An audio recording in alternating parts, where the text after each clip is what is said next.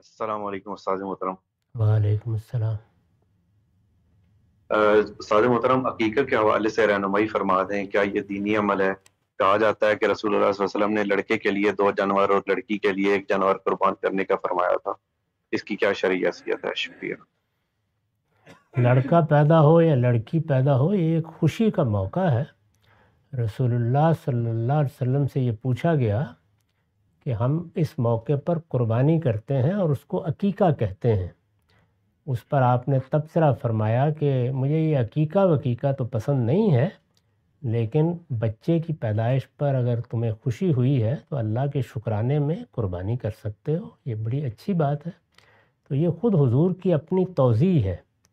ظاہر ہے کہ اس توضیح کے ساتھ خود آپ کے ہاں بھی اگر کوئی اولاد پیدا ہوئی یا کسی موقع پر آپ کی بیٹی کے ہاں اولاد پیدا ہوئی تو آپ نے بھی عقیقہ کیا، یعنی اس کو آپ نے ناپسند لفظ کے لحاظ سے یا تصور کے لحاظ سے تو کیا، لیکن قربانی کے پہلو سے اس کی اجازت بھی دی۔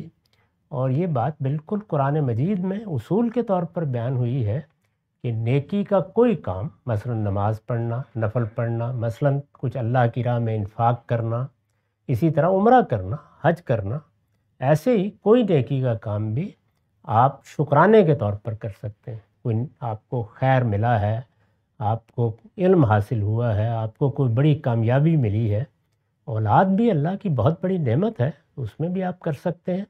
اس میں ظاہر ہے کہ لوگوں کے لیے کون سی اولاد زیادہ نافع ہوتی ہے، اس کے لیے انسان اپنی مادی زندگی سے اپنے نتائج اخذ کرتا ہے۔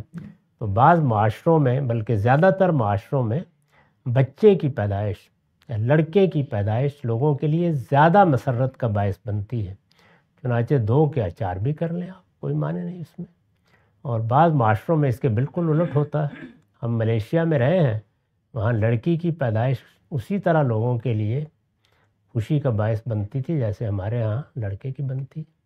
سب پر اللہ کا شکر ادا کرنا چاہیے، لیکن انسان مادی منفتوں کے لحاظ سے فرق بعض اوقات محسوس کرتا ہے، اس کو دین میں قبول کیا گیا ہے۔